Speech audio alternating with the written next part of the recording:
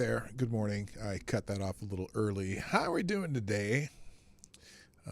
As usual, running late during this time of the year just because of the way things work out. And it's just, it is what it is. I should probably throw the chat in here. It's Tuesday. I wanted to do a Spaces show this morning, and I'm not quite set up. And but I may be able to do that during the intro. And because I want to talk about some stuff going on with this January 6th committee, some of the latest news and a couple articles on that. And I'm a little bit annoyed with the whole thing. Why is my monitor not going up all the way? Is my gain down too far? Let's try this. There we go. That might help. Is that a little better? Or did I sound a little soft today? It's kind of weird. Anyway, I have my opinions. I think that some factions are milking it for all it's worth because of their distaste for the former president, the guy with the funny hair. I think that a lot of it is just they want it to be more than it was so badly because they think that it will hurt the guy with the funny hair. And that seems to have been their number one goal for a very long time. And so anything they can do, easy for me to say, anything they can do to you notice who's on the committee. All arch enemies, so to speak, of the guy with the funny hair. And there's a couple problems with that. Not just because even though they try to make it look bipartisan when you add in, because there were two Republicans on the committee assigned by Nancy Pelosi, specifically enemies of the former president. But their answer to that is, well, the people they wanted on the committee were gonna whitewash it, which is racist. So anyway, I'm gonna get some updates on that. If I can get this Twitter Space thing open and you want to talk about it, you can jump in on that too. And if I can, I'm having a little challenge getting it open, but if I can, you can pop over there and have your say too. It'll be interesting to see if anyone jumps in on this. But until then, which will be just about a minute from now, I am going to play the intro. Johnny's going to play the intro. Johnny, play the intro. Johnny.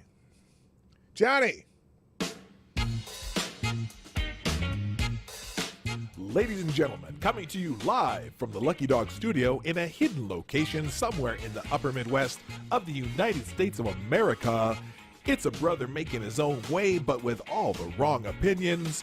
Welcome to the Morning Night Live with your host. Whoops, I did a thing and there we are. Good morning, everybody. Welcome to the Morning Night Live. I'm your host, Marty, also known as Dawg Knight on the internet. And welcome back to the Dawg Knight Channel. I am here with my cup of coffee and on this fine Tuesday, the 14th of December, 2021, 10 more days, 10 more shopping days. And then we have that lovely Christmas holiday for those who celebrate Christmas. And so the reason I decided to talk about this today is because Ashley Babbitt's trending on Twitter, and that's always quite the joy when Ashley Babbitt's trending on Twitter. By the way, good morning to those of you who made it so far. Whenever Ashley Babbitt's trending on Twitter, well, she wasn't. By the way, Hassan Piker got banned from Twitch. But anyway, Ashley Babbitt was trending on Twitter this morning. And And that usually means that somebody said something about Ashley Babbitt, usually the former president or somebody, and then everyone gets on and talks about how Ashley Babbitt was a terrorist. Oh my gosh, these bots, unbelievable. How Ashley Babbitt was a terrorist, right? And I really have a hard time understanding that.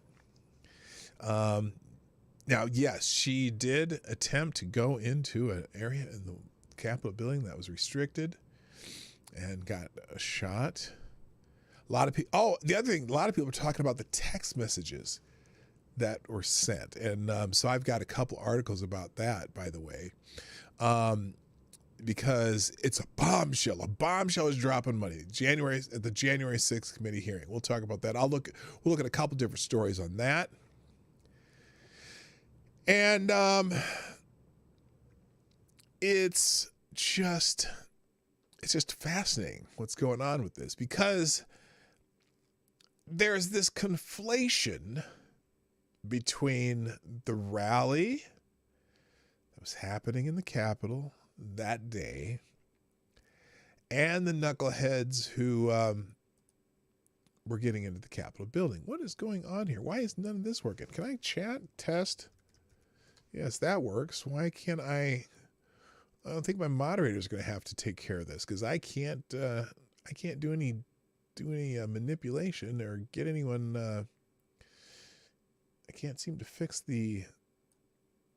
Oh, there we go. Because I want to get rid of this bot in the chat because it's already bugging me. Of course, the one more will pop up and that'll be that. But I report all of those. Anyway, there's some emails that were going around, and they seem to be conflating the rally that was happening in the Capitol with the people who were trying to break into the Capitol. Now, the fascinating thing about that, as many of you already know, a lot of those people were already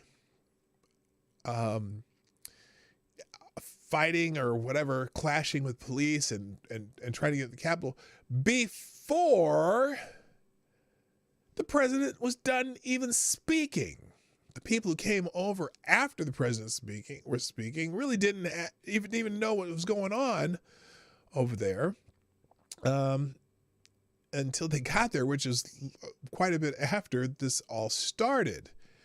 But the people who are very anti former guy who's sat in the Oval Office with the funny hair want to make it sound like he orchestrated an attempted coup, an attempted what do they call it? They keep calling it insurrection, which my effects key don't work anymore because I have something plugged in over there. And I'm not all there. It is typical of what happened during the entire Trump presidency. And remember, I didn't vote for Trump the first time. But they just want to destroy the man. And it's hard to say. If you thought some of the questioning of the election was real or not, people thought it was real. And whether there was enough fraud and cheating and whatnot to change the election or not, clearly they found some. It's not like now, was it enough to change the election? I don't know, because we're never going to know, because no one ever really wanted to find out. And the courts never wanted to find out. The courts dismissed every case before seeing any evidence. And whether that was because the people who tried to provide the evidence didn't do a good job of persuading courts to do it, I don't know. But this whole thing about this being an insurrection is just, it is so, in some ways, the committee is so disingenuous. Knowing that several months earlier, United States Senate building was taken over during the Senate hearings for Brett Kavanaugh. They tried to breach the Supreme Court. There have been takeovers of buildings in the Capitol For years, people have been shot at inside the Capitol building. There have been bombings of the Senate building. As if this were something. Now, the dramatic pictures, I always laugh because they always use the picture with the smoke and the light. Looks like there's a big fire in front of the Capitol building. You know what that picture is a picture of? That was created by the police there, who were setting off flashbangs, and so those flashbangs smoke, and so when it makes it look like there's a big fire for the Capitol. There was never a fire in front of the Capitol. It's good point, Tyre, that people are vindictive. If they feel they want legitimately, they would have given him all the recounts he wanted and rub it in his face. Oh, right. And I'm not here to necessarily dispute the election. All I'm saying is that that's what they believe. That's why they had the rally. That's why they wanted the Congress to stop the count until there could be audits. And they really didn't want that. And they that never happened. And so now that's where just exactly where I was about to go. The committee is very similar to the two impeachment committees, the Judiciary Committee and the when they're deciding what they're going to have impeachments. They're just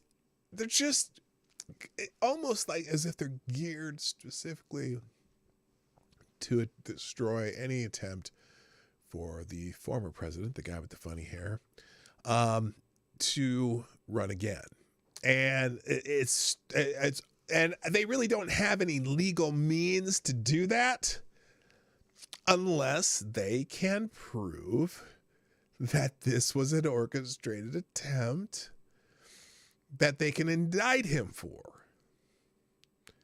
But there's really nothing even, and that's why they find it's very important them to what they're doing is they're asking all these people to testify who's just like Mark Meadows. They just recommended that he be held in contempt of Congress, which I think everybody should be in contempt of Congress, but that's a double meaning there. Because he's refusing to testify or whatever. And they're really trying to pull out all the stops. They're going to try to get the Justice Department to actually have, hearings. Now, it's funny because it's not as if this kind of thing hasn't happened before in other administrations. I'm thinking you, Eric Holder, who never did appear before Congress, and you were held in contempt of Congress, and there were never any. The Justice Department never followed up on it, which I got to tell you, good luck if they try to pull this one off. Because y'all are not going to be in power very long. I'm just saying. You just are not. There's going to be I'm pretty sure there's going to be a good flip of Congress pretty quick here in 2024. Unless you can find some way to convince the American people that this was really, really an insurrection. If it was an insurrection, it was the poorest planned insurrection in the history of the world. They sure weren't there with weapons. They sure weren't there with there wasn't seen any plan. They sure, taking selfies in the Congress building, sure didn't. Sure wasn't. It wasn't like they were having an organized takeover. They orderly, as they left on their own recognizance, without making any demands. Sure didn't. That was not much of an insurrection. Now, granted, there were terrible things that happened and things that absolutely should not have happened. Breaking the building, fighting with police officers. Those people who did that, hey, they should be charged. They should do their whatever their fines and some jail time, whatever. But what's funny is that's never happened before, at least not in my recent memory. How many people were charged when the protesters took over the Senate building? Weren't they obstructing a function of government? As in,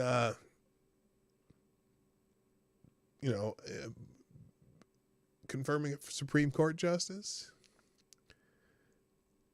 But this was an insurrection. So anyway, we're going to talk about the latest developments and a couple editorial articles. We're spending the whole show on this today. And maybe, let me see, maybe, or should we see if we can get some people to talk about this? All right, January 6th. What did I say? What did I call this stream? I called it Riot.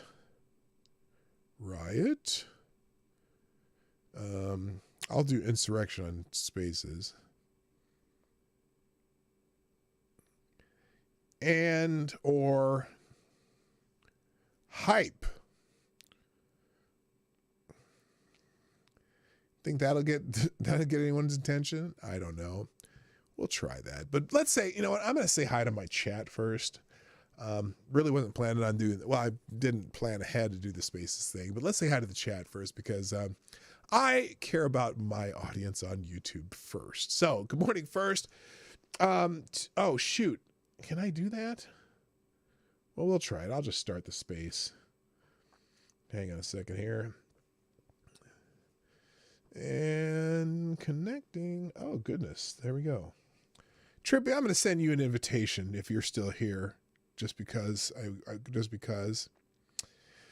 All right. So anyway, let's turn this on. There we go.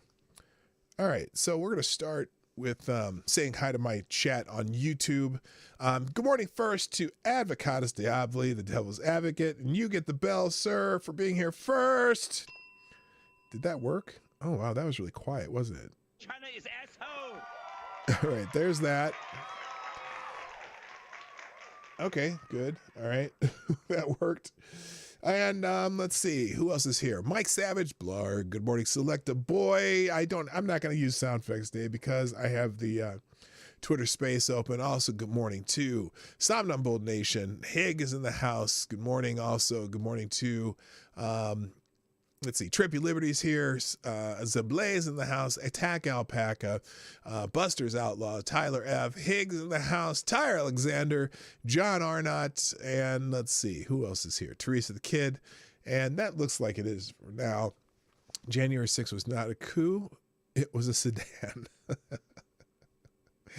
Okay, I see what you did there. That's funny. So anyway, here's some of the latest developments. If you're, for those on YouTube, you can watch along.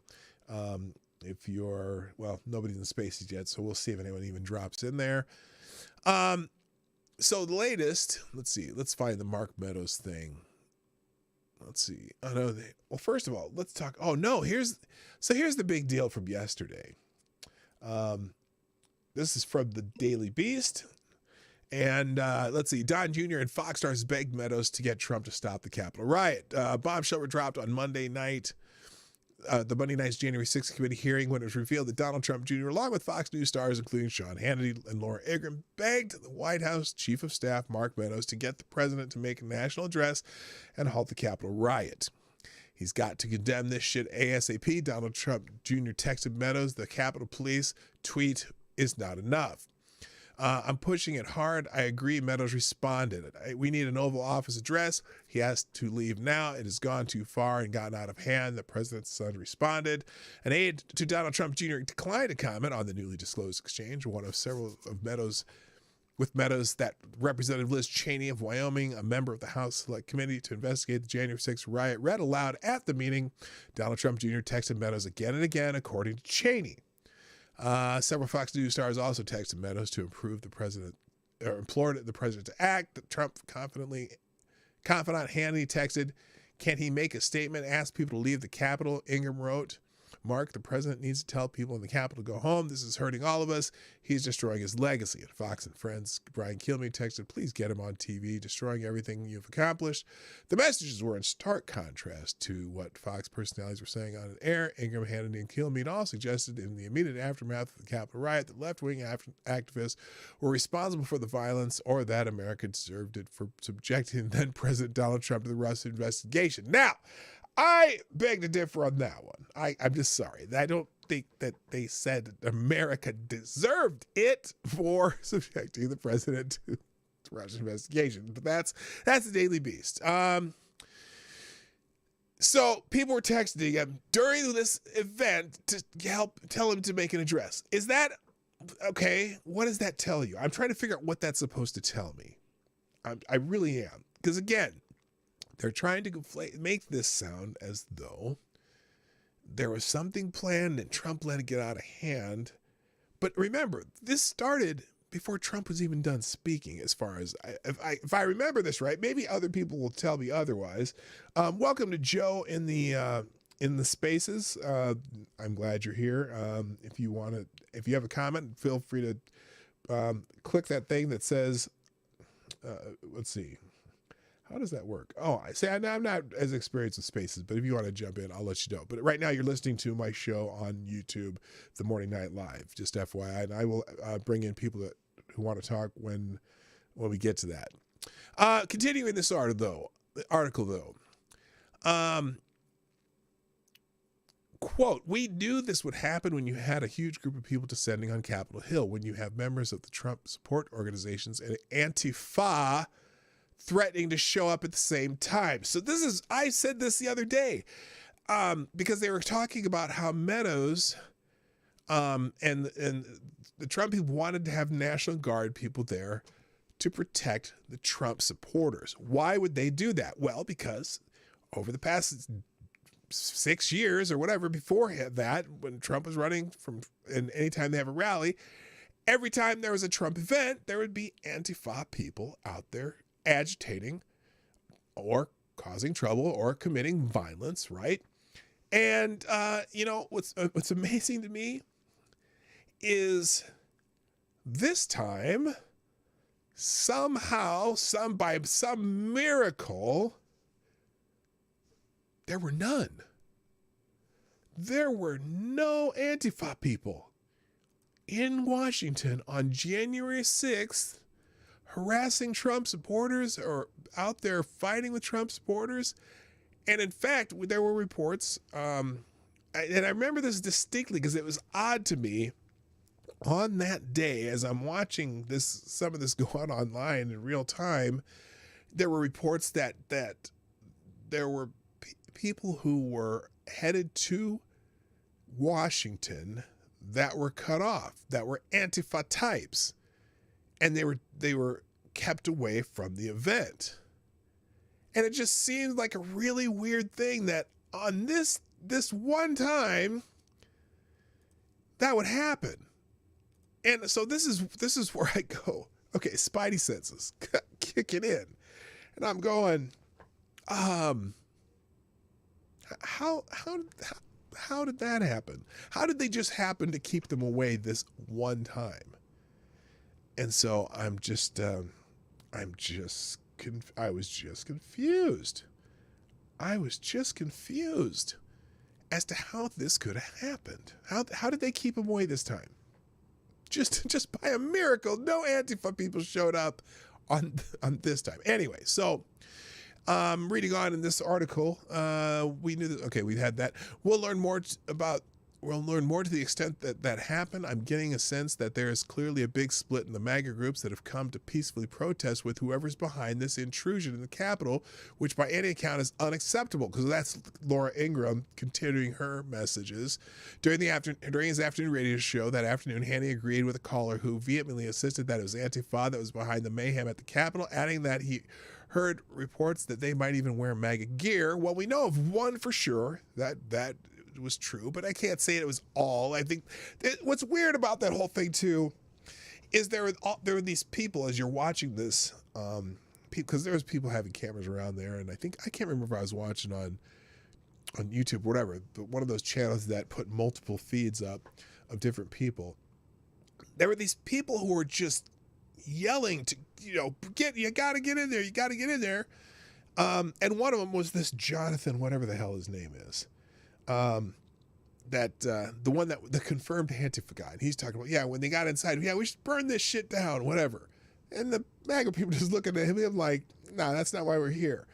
But, so I just, and the fact that the police right around the Capitol building were doing nothing. Some were doing nothing. Some were clashing with protesters down in the, in the front of the building. But there was a specific video that I remember seeing of this guy yelling at the Capitol Police, yelling at them, why aren't you getting backup? You need backup here. Why are you letting people do this? People are, destroying this, building as they were trying to break into the building. Although in some places they were let in. There's a video of them being let in other places. In some places they broke some windows. But then you get the video of when they're inside and they're staying in the ropes. They're walking through the rotunda. They're going until until they get into some of the chambers, and they got into some of the offices and they did some mayhem. But but the idea that, first of all, those police stood back, just kind of let things happen. The fact that there was how Antifa was headed off at the pass. You just go, how exactly did this turn out this way? So anyway, continuing this article, on his primetime show that night, the Trump confidant, they're talking about Sean Hannity, an unofficial advisor who spent weeks beforehand boosting his pals. Now remember, this is the Daily Beast. Baseless, stolen election narrative said it was possible that it was bad actors from the radical left who infiltrated the mob, or feds, and kill me after saying he did not know Trump supporters that have ever demonstrated violence that I know of in a big situation, then blamed the Russia probe as a key factor in pushing MAGA followers to violence. I think this is a culmination of 4 years of them denying that their president won the election, claiming that the Russian flipped votes. This is 4 years of investigation, 4 years of very frustrated electorate, 75 million that voted. The Fox and Friends star fumed. They feel that they have not had their day in court, let alone lost in court. Neither Hannity nor Ingram addressed the text messages on their shows Monday night, even though Hannity actually hosted Meadows to discuss the committee's contempt votes. Fox News did not respond for a request for comment. Now, if you want to read the rest of that article, it'll be in the tab in the show. By the way, if you're listening on Spaces, this is also on YouTube on my Dawg Knight channel. That link is in my bio. This is my daily morning show if you're new here. So then we also have an article from Politico this morning, and this is again about the text messages. He's got to contemn this. Panel releases urgent January 6th text from Donald Trump Jr., lawmakers, and Fox host.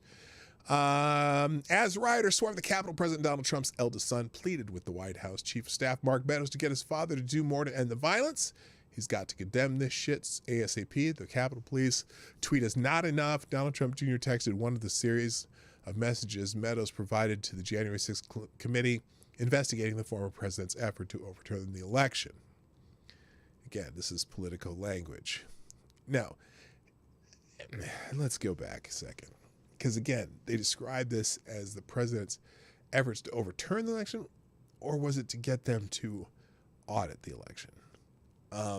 Because as I've watched all these rallies, the reason they wanted to, why did they want to stop the count?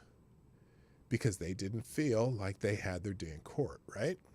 So they're pulling out all the stops. Now, well-advised stops, who knows? But anyway, the text messages was one of a handful described and released by the committee on Monday from a trove shared by Meadows that showed lawmakers. Now, it's the other part too. It's interesting because they're going to hold Meadows in contempt, but he did give them this so-called trove of emails, right? I mean, it's not like he's not giving them anything. Anyway, that showed lawmakers, aides, and even Fox News hosts pleading with Meadows to press Trump to take stronger action. After they described the messages, the panel held Meadows in criminal contempt of Congress for refusing to testify to investigators. The matter now goes to the full House, which is expected to refer Meadows to the Justice Department on Tuesday, which I find amazing. Just amazing, right? But maybe the Justice Department come back and maybe they can come back and get Eric Holder too. Anyway, the messages add to the growing body of urgent pleas that went to Trump or his close aides during the rally. But for hours, Trump did not heed their calls. Well, he did. Didn't he say when did he have the one message, the I love you message or we love you message that they wanted people to go home? I can't remember how far into it it was. Anyway, among the messages from the Fox stars, hey, Mark, the president needs to tell people at the Capitol to go home. This is hurting all of us. He is destroying his legacy, from Laura Ingraham. From Hello Rock Hopper, by the way. Other people have come in, Tyler F. And I think I said John Arnott already. Good morning. And also and on Spaces, good morning, Corn Pop and Joe. Welcome again. Please get him on TV, destroying everything he accomplished. That's from Brian Kilmeade. Can he make a statement? Ask the people to leave the Capitol. Sean Hannity urged. Panel members said the texts illustrated what they said were crucial questions that only Meadows can answer. How did he respond to these messages? Whom did he tell about them? And what actions did Trump take in response? Well, look, we know also, like I said, the president asked for National Guard in advance because he was worried about his supporters being attacked by, the usual suspects, right? Anyway, this article just pretty much shows more of the messages. So now let's talk about the Justice Department regarding January 6th, because this is interesting. This is from American Greatness. Obviously a more right-leaning publication on the internets. Justice Department moves to conceal police misconduct on January 6th. After months of foot dragging, Joe Biden's Justice Department is preparing for the first set of trials related to its sprawling prosecution of January 6 defendants. Robert Geiswein, I'm sure I'm butchering that name, who turned himself in and was arrested on January 19th for his involvement in the Capitol protest, is scheduled to stand trial in February. A week after his arrest, Geiswein, 24 at the time, was indicted by a federal grand jury on 6 counts, including assaulting, resisting, or impeding law enforcement with a dangerous weapon that day. I'm curious what that weapon might have been. He has been behind bars ever since, denied bail, while Judge Emmett Sullivan delayed his trial on numerous occasions. Geiswein is among 40 or so January 6 defendants held in part of the D.C. jail system solely used to detain Capitol protesters. And from everything I'm hearing, under very less than ideal conditions. That's about all I'll say about that.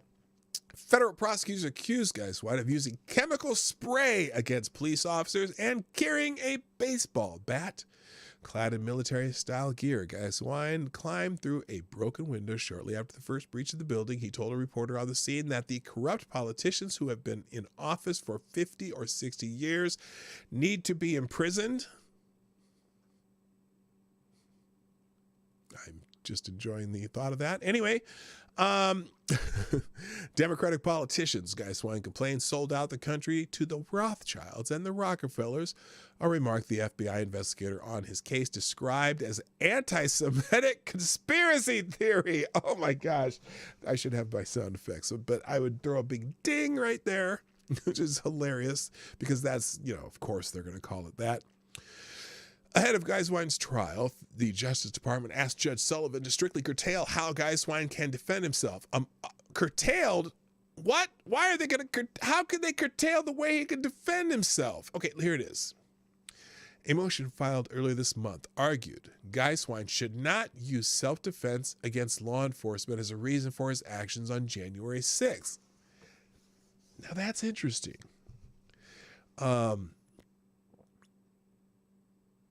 because if you, depending on where you read about this,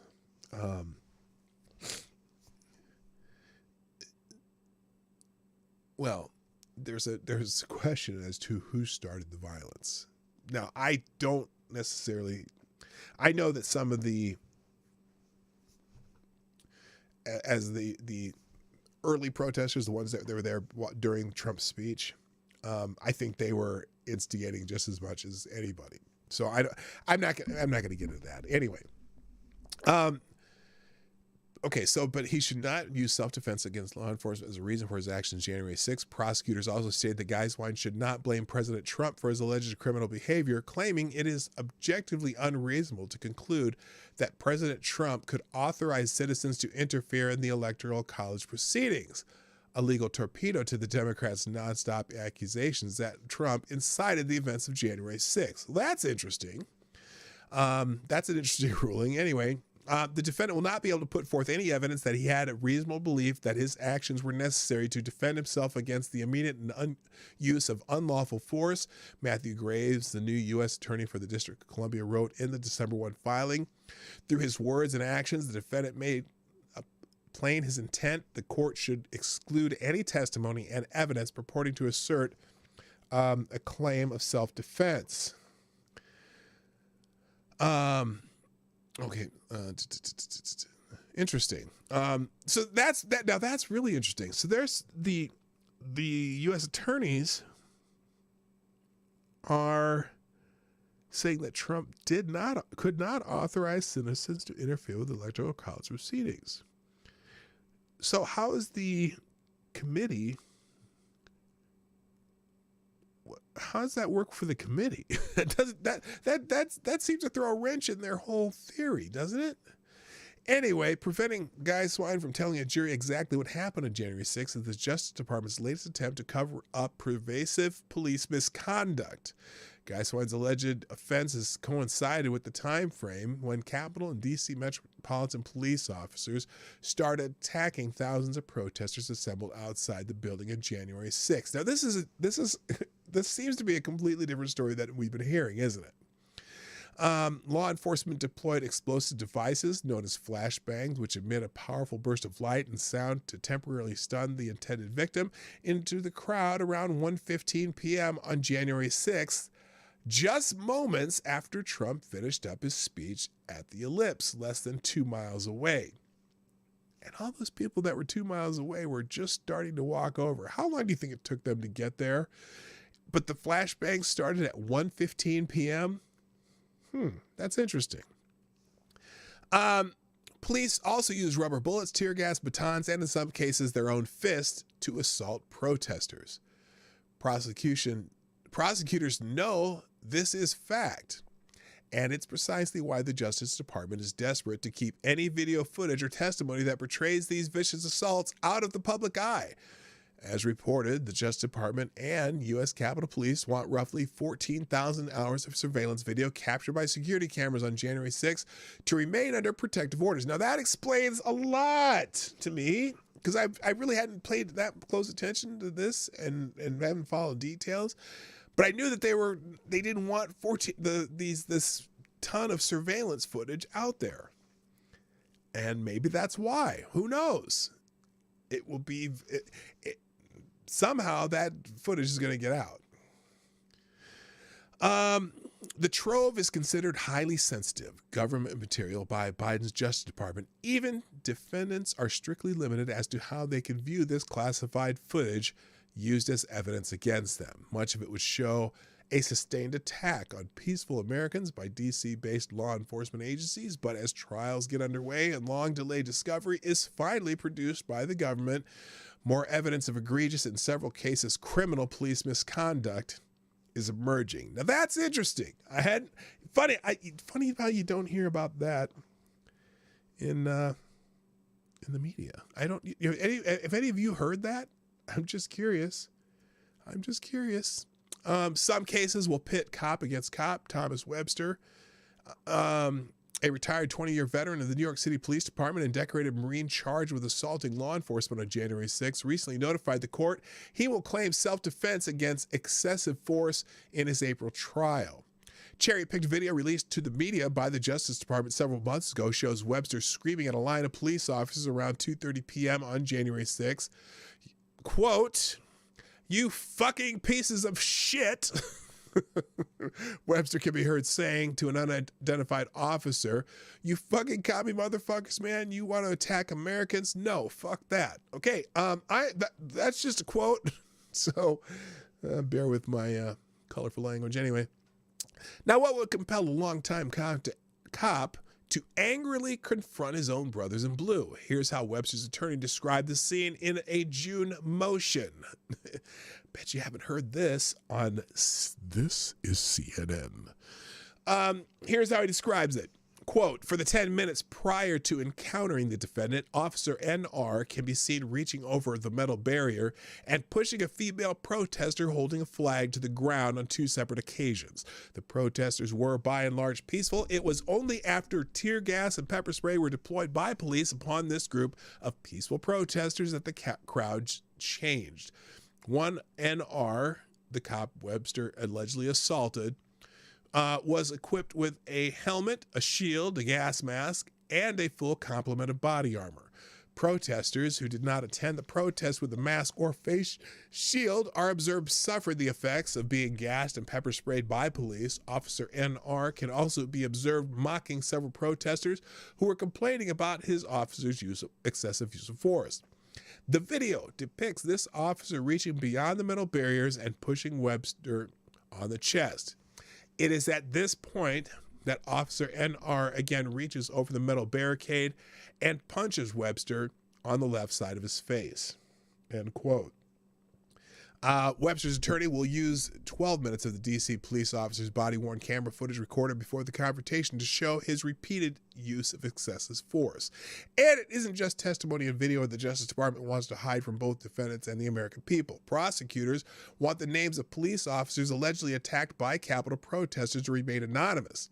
In the case of Victoria White, the female Trump supporter brutally beaten by 2 D.C. police officers on January 6, I told the story of how her terrifying experience in 2 articles last week. Let's see. I'll have those links in the description down below that they put here in the article. The Justice Department claims the cops, not those assaulted by police, are the victims. Quote, "As these officers now or in the future may qualify as victims under the Crime Victims' Rights Act, they have the right to be reasonably protected from the accused and the right to be treated with fairness and with respect of the victim's dignity and privacy." So this is interesting. This is a story I've never heard. And we're not hearing a whole lot about those trials other than what's the goofy guy who was wearing the cow horns? Whatever they call that dude. I heard that he got sentenced to 6 months or something. Because he pled guilty to disorderly conduct or something like that. Anyway, let's see. So continuing, pondering for a moment how that tactic would be immediately denounced on any other occasion of excessive force against political protesters. But since Trump and his supporters are considered subhuman by the Biden regime, Democrats, plenty of Republican lawmakers, and the national news media, the usual rules don't apply. Meanwhile, a federal judge will soon rule on a motion filed by a January 6th defense attorney, subsequently supported by a group of 16 major news organizations, to remove the government's protective order on 3 hours of surveillance video from the Lower West Terrace Tunnel. It was the location of fierce fighting between police and protesters and the spot where Rosanne Boyland, a Trump supporter from Georgia, died. Prosecutors are expected to oppose this release. So I can't figure this out. I mean, wouldn't the video footage, again, they've held back apparently 14,000 hours combined video footage from this day. If this is truly an awful event, why wouldn't they want that to be seen? I'm just curious. I really am. Anyway. As the January 6th House Select Committee accelerates its illegitimate legal pursuit. Now, this is it's a right-leaning publication, so they're going to use language that some people aren't used to. as the January 6th House Select Committee accelerates its illegitimate legal pursuit of Trump and his associates under the guise of revealing the truth about the Capitol protests. The Justice Department is actively concealing the truth, especially related to police brutality that on that day. The only question now is whether federal judges in Washington will continue to allow the Biden regime to get away with it. Well, they already are. This is Julie Kelly, by the way. Julie Kelly, if you follow her on Twitter, she's been reporting on the people who have been who are being prosecuted. As far as there's roughly 500 people being prosecuted who were found and entered the building. And it's interesting. So, 500 people made it into the building. Most of them just walked through, looking around, taking selfies. But there were people who did create damage some offices. Nancy Pelosi's laptop got stolen. They were in the House chambers. But it seems to me that this was might have been the worst coup on the planet. If it was actually a coup,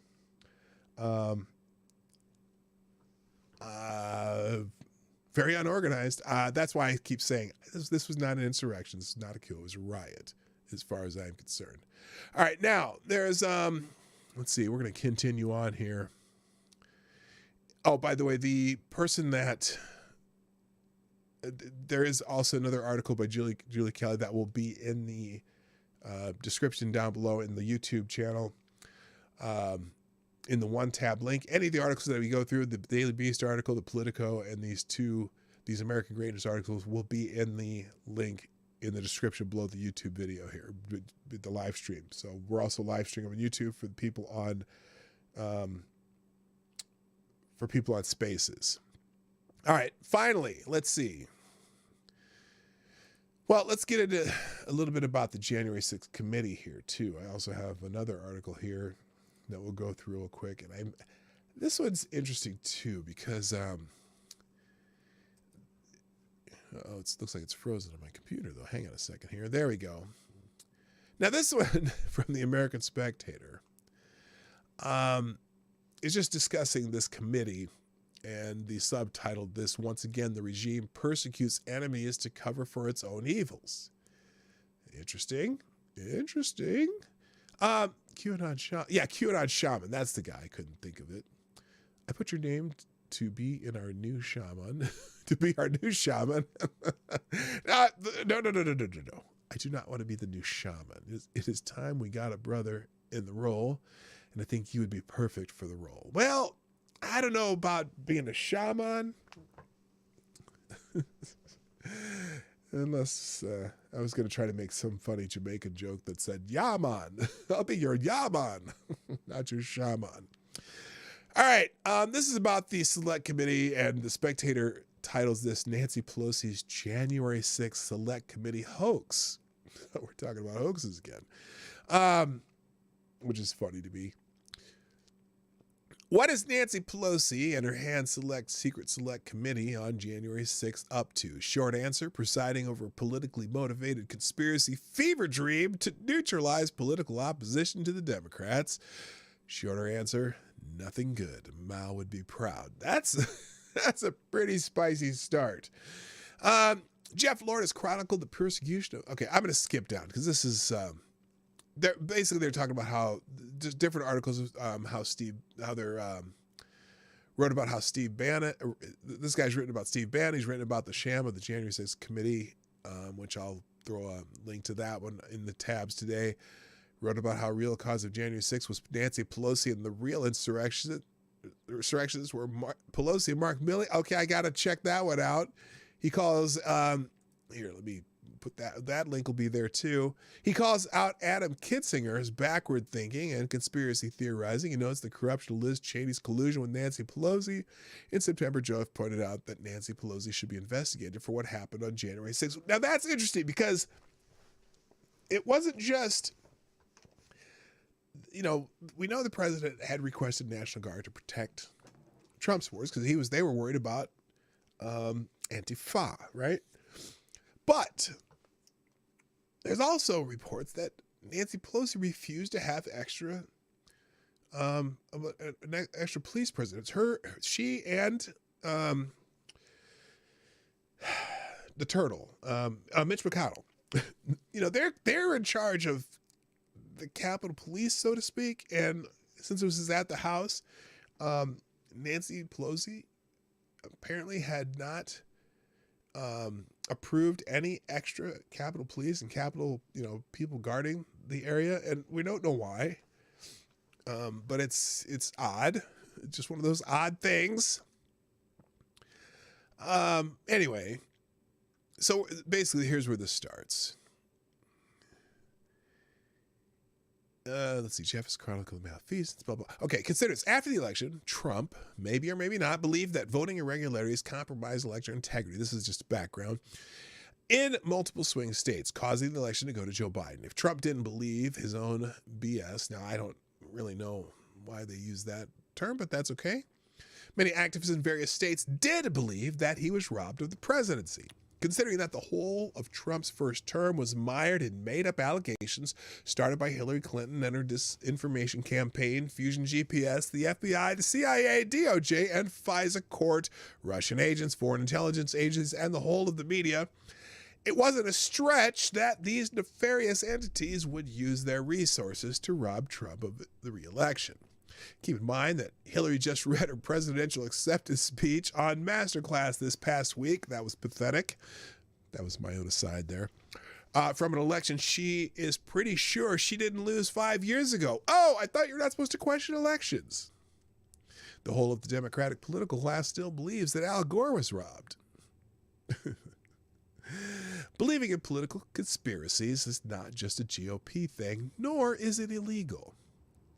It's also not illegal to protest at the Capitol or state capitals. Remember, when the Democrats occupied the Wisconsin State House for weeks, causing millions in damage? No, nobody remembers that. Come on. Remember Democratic Antifa minions burning down federal courthouses and police stations. Well, they didn't burn down a federal courthouse. They just tried to burn down a federal courthouse in Portland. They didn't succeed because some of the Antifa are fairly incompetent, and the FBI and federal agents out there kind of stopped them from doing it. But they did burn down some police stations in 2020. Oh, that's not an insurrection at all. That's just protesting, right? Anyway, various states hosted peaceful protests after the 2020 election. The people involved knew that the election certification happened January 6th. That was the last day of hope for many, and so they went to the U.S. Capitol January 6th to make their voice heard in a protest. As Jeff notes, the president and his administration offered thousands of National Guardsmen to help maintain order at this very large event. Nancy Pelosi turned down that offer. It's not whataboutism, GH. It's just the side that you probably have never heard. We hear probably the side you agree with all the time. When violence broke out in one part of the Capitol, Trump was still speaking at the event. Organizers were still listening to him. The mood was joyful and light. Far away, though, agent provocateurs were on the move. Now, this is the part that can be disputed. No one's saying what about GH anyway. Far away, though, agent provocateurs are on the move. The Capitol Police fired flashbangs into a peaceful crowd and started using pepper spray, provoking fury and an outburst of aggression.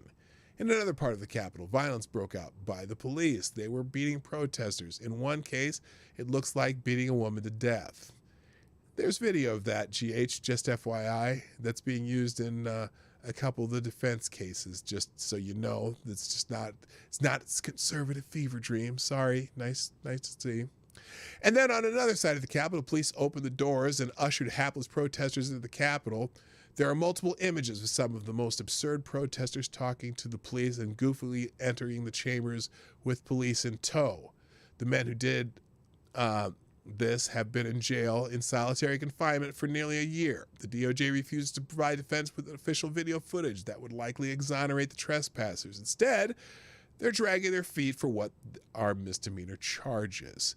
The defendants have had their lives ruined. They cannot get out of jail. Those who have had accepted plea deals have had to make Kafkaesque denunciations of the thought crime of believing the election was stolen.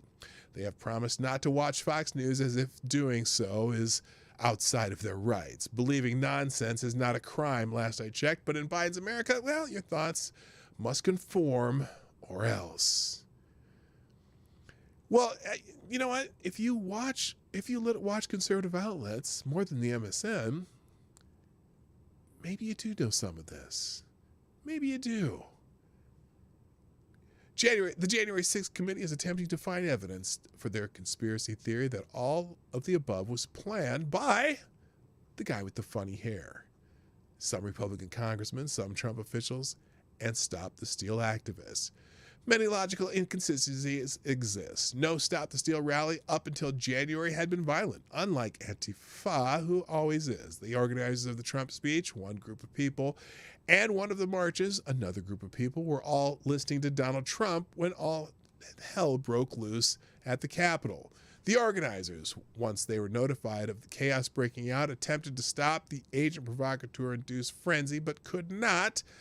The organizers, by the way, welcome, GH. I'm glad you're here, by the way. I welcome anyone to participate in the chat, and we generally don't delete chats and shit like that. So you are absolutely welcome here, by the way. I don't want you to think that you're not. The organizers who tried to stop the frenzy were afraid for their own lives and went home. Like Roger Stone, sniffed a rat ahead of time and never went to the event at the Ellipse or to the Capitol. The January 6th Select Committee wants to tar the majority of the peaceful protesters as insurrectionists who had hatched some great plan with the President of the United States to take over the government. It's absurd and is itself another Dem media conspiracy aided and abetted by two Republican representatives not appointed by the Republican caucus, which is in direct contradiction to the House rules, who want to see Donald Trump drummed from public life forever. The actual Republican appointees were rejected by Nancy Pelosi, including Jim Banks and Jim Jordan.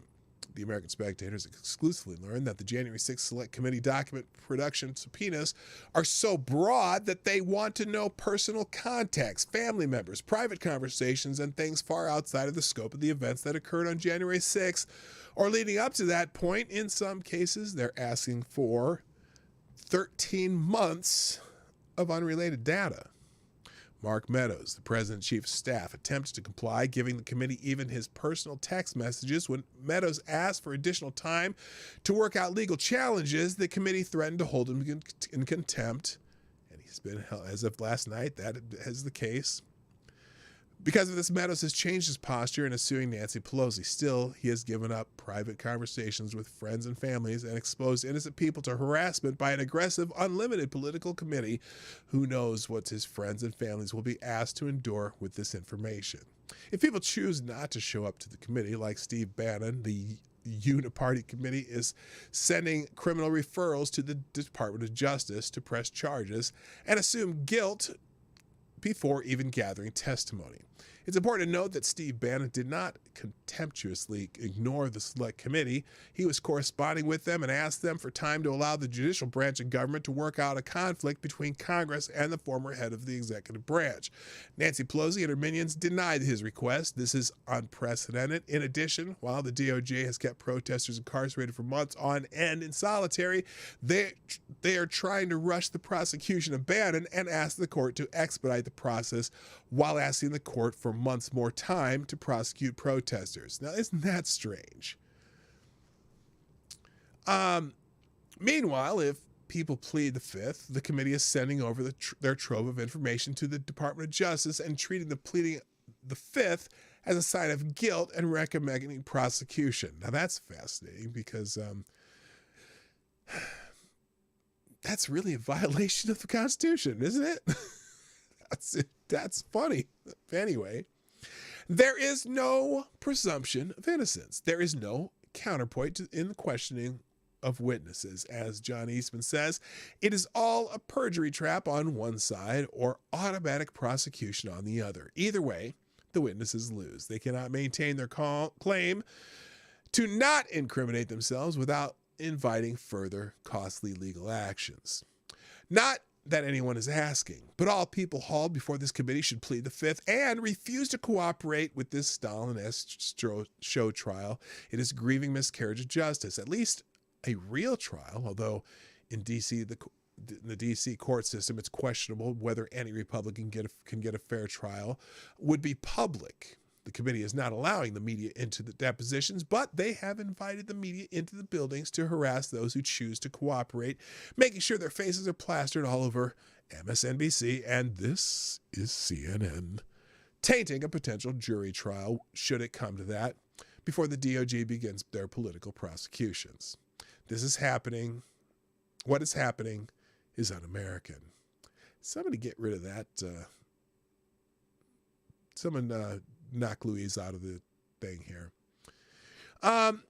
Americans are allowed to use inflammatory language. Incitement has a very specific definition, and nothing in this situation even comes close. Americans are allowed to protest. The president is allowed to believe he was robbed in this election, even if he is wrong. He's allowed to talk about this stuff to his staff about it. That this committee is attempting to get privileged presidential communication is outrageous.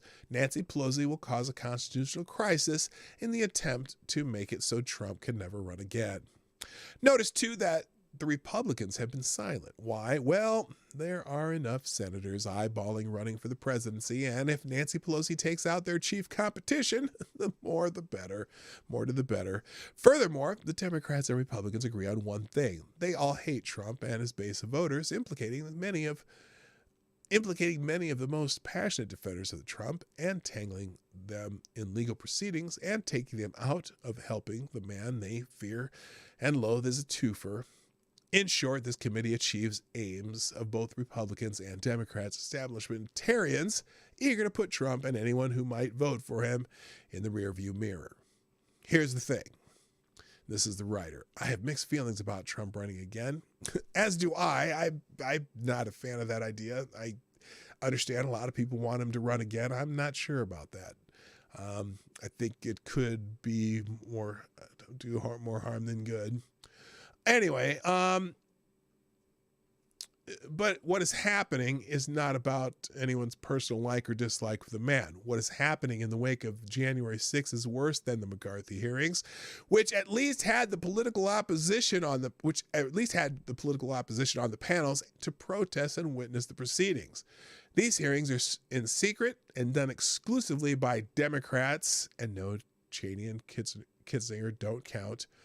I don't say Democrats, they're exclusively by Trump enemies. The opposition is allowed to pick their own committee chairs. Nancy Pelosi took the unprecedented step of booting them. It will be interesting if a Republican majority decides to treat Democrats with the same disregard. Well, precedent set. I didn't set, not sent. Precedent set. In a couple of years, gang. It is a political witch hunt. It is, again, the Democrats using all levers of the government against their political opposition, a la the Russian collusion hoax. These people hate Trump so much they're willing to throw out the rule of law and their so-called beloved norms to destroy their political opposition and anyone who would stand against them.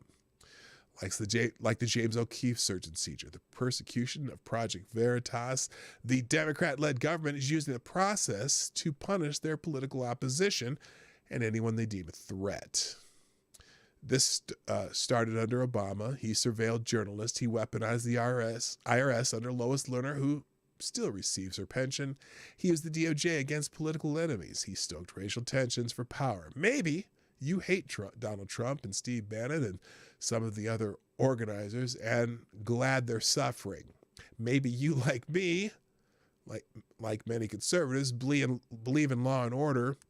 We're horrified by the images of people crawling up the side of the Capitol like spiders and want the book thrown at the violent protesters. This guy.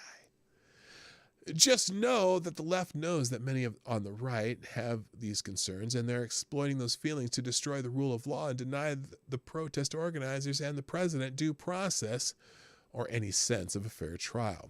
This isn't a criminal trial, sneered one of the congressional lawyer investigators to one of the witnesses. Like hell it isn't. It's a no-win situation. Either talk to the committee and risk perjury, the witnesses were deposed for up to 8 hours, or plead the fifth and be prosecuted by the DOJ and spend your life savings trying to defend yourself from the full weight of the government in a venue that hates Republicans. Either sell out your friends and family or be in contempt of the committee. Stalin would be pleased.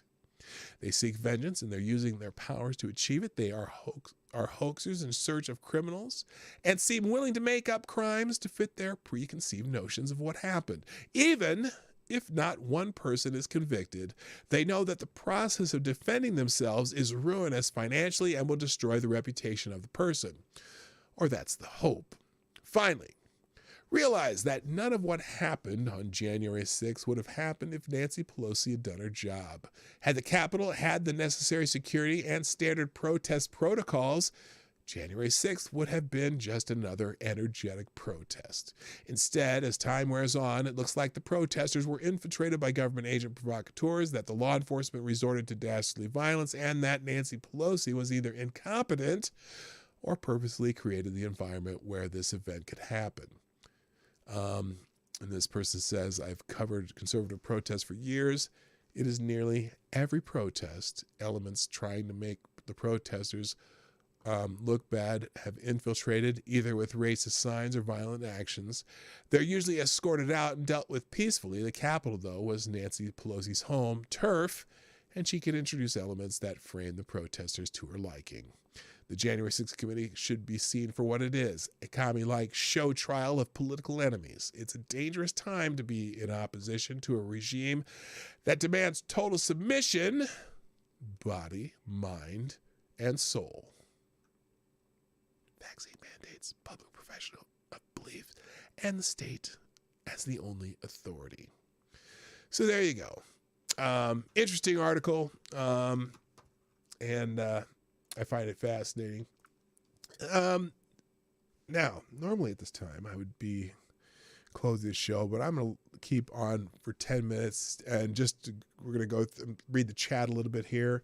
Also, out of curiosity, Doyle or Joe, did you have anything you wanted to say? If you do, just hit the request button and I'll put you on here because, and by the way, thanks for being here. I appreciate you for listening.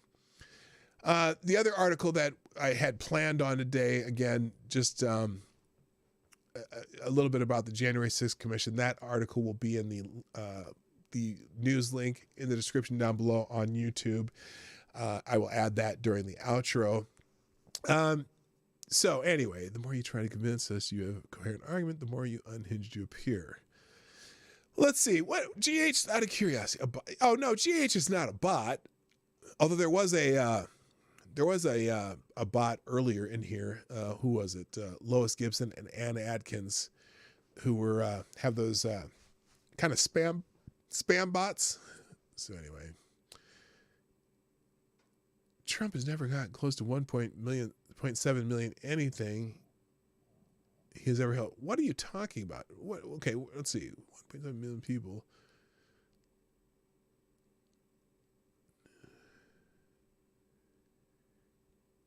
Oh, I don't think there were 1.7 million people at their lips. I think it was more like there was just under 100,000 and a few, about 10,000 came over to the Capitol.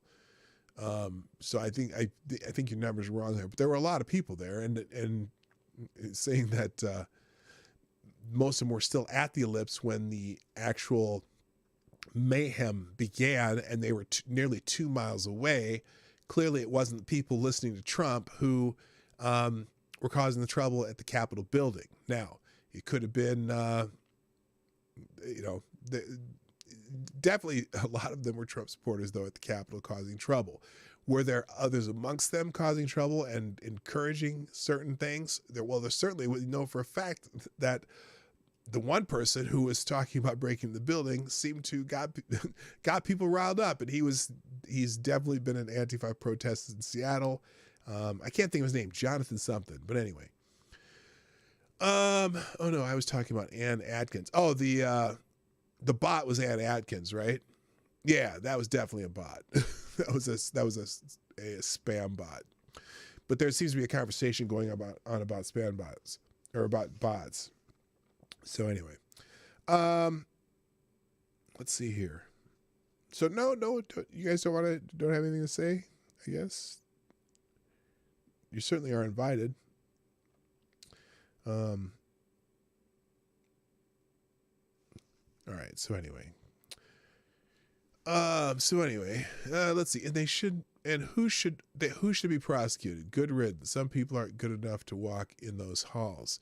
Well, you know what? I've never said otherwise, GH. And in fact, I don't think you'd find anybody here that say some of those people should be prosecuted. All of them? I don't know. Would they get the video out showing that many of them were just escorted in and let in? I'm curious how you would call that trespassing, because remember, not a single person has been charged with a coup or an insurrection or anything of that nature. All the charges so far, except for the goofy dude with the horns, who he had one felony charge of something, disorderly conduct. But the rest, no one's being charged with felonies. No one's being charged with anything. Now, granted, this guy in this article, his trial finally is coming up. Where's the one I was just talking about? This guy Swine. Now he is, let's see. Now he does have a felony charge of assaulting, arresting, or impeding law enforcement with a dangerous weapon.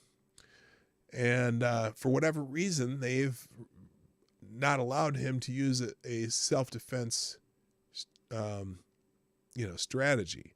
But the other guy, they're not denying him the idea of the ability to do self-defense. But again, I still haven't figured out if this was everything they say it was. Why wouldn't they allow the discovery process to use some of the 14,000 hours of video footage that were available that day from multiple angles, multiple cameras everywhere, and they're not allowing that evidence? It doesn't make sense. And it's not evidence from necessarily restricted areas either, because they didn't really make it into completely restricted, at least as far as the breaches originally in the Capitol weren't restricted areas. Now, granted, the chamber, the House chamber, they should not have been in there. Those people should probably, obviously, are being prosecuted. But again, where are all the felony charges? Where's the insurrection charge? Where's the coup charges? I'm just curious. Tessa, I didn't see you here. Good morning. I didn't see you there. So that's where I'm wondering. Rock Hopper also, good morning. Nice to see you. I'm catching up on who's here. Random American, nice to see you. The one who's in the house, David McDowell, what's happening? I'm scrolling. My bots, Annie Atkins and Louisa Gibson, goodbye forever. And so there you go. So I don't know. I don't know that you. I don't know that you. Well, at least P-Dog can read. Can't say I have confidence. A lot of other. Well, if you're just here to insult people, that's not productive. Okay. I'm sorry. You make a statement that you can't necessarily defend, because obviously we're reading your stupid shit. Okay. So, don't be insulting. At least I don't think I've been insulting to you. Fascinating. So anyway, I'm going to hang on here for 10 minutes. I see a couple more people jumped in on the spaces. For those of you who just got here, I do my morning show Monday through Friday on YouTube, 10 o'clock Eastern, 9 o'clock Central on the Dawg Knight Channel. And I just decided to throw this on Spaces too, just in case anyone wanted to comment through Spaces. So if you want to say something, we've got about 10 minutes left. So put in a request to speak, and I'll pop you on. But so I just thought those articles were very interesting, and so I'm just. I apologize. No, and GH, I know I have not been insulting you. I have no interest in being insulting you, but in the same vein, I'd ask you not to insult me. Okay, so it's unnecessary. If you have an opinion, I'm more than willing to hear it, and I'll read it. But you don't need to, there's no need for that shit. So, yeah. So most of you, if you're just getting here on Spaces, yeah, we started this about an hour and a half ago. Went through some articles. If you are interested, you can go to my YouTube channel. It's I believe it's in my profile on Twitter. In fact, I'm almost positive.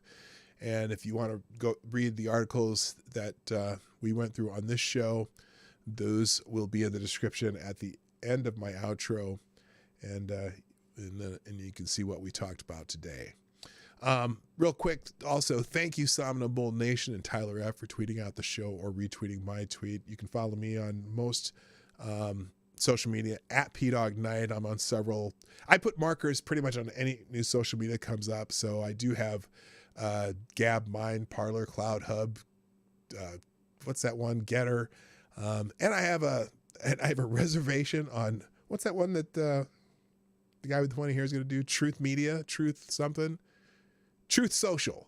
I have my reservation for Truth Social. I'm also on other outlets as far as video, YouTube, Rumble, Odyssey, and then Trovo and D Live as far as other platforms that I occasionally go on.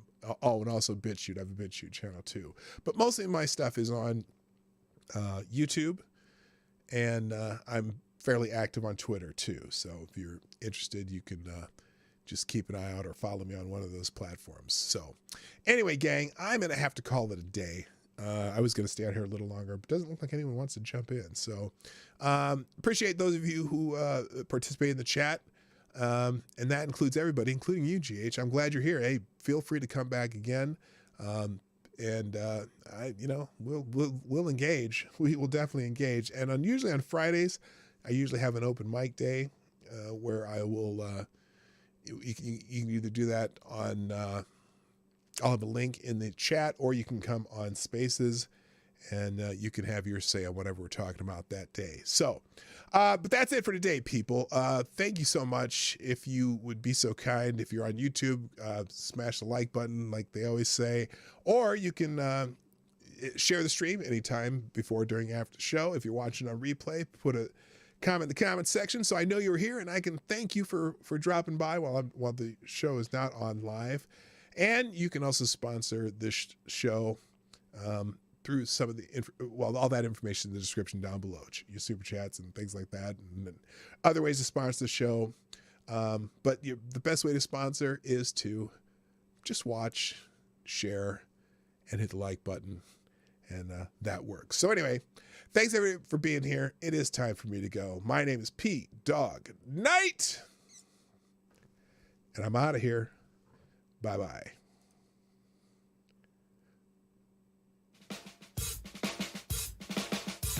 Hey, this is Dawg Knight, and thank you for watching today on the Dawg Knight Channel. If you have an observation or remark you'd like to make about this video or my channel, I absolutely welcome you to write it in the comment section down below. I really look forward to hearing from you. And before you go, if you like what you saw but you're not already subscribed, please make sure you hit the subscribe button and definitely click that bell that pops up afterwards so you'll be notified when I post new videos or when we go live. I broadcast my live show, The Morning Night Live, Monday through Friday at 10 o'clock Eastern, 9 o'clock Central. A special thank you to all the supporters of this channel who share our videos on social media and who make donations through Streamlabs, YouTube, Venmo, and Cash App, which are all linked in the description down below. Thanks again, and until next time, I'm Dawg Knight, and I'm out of here.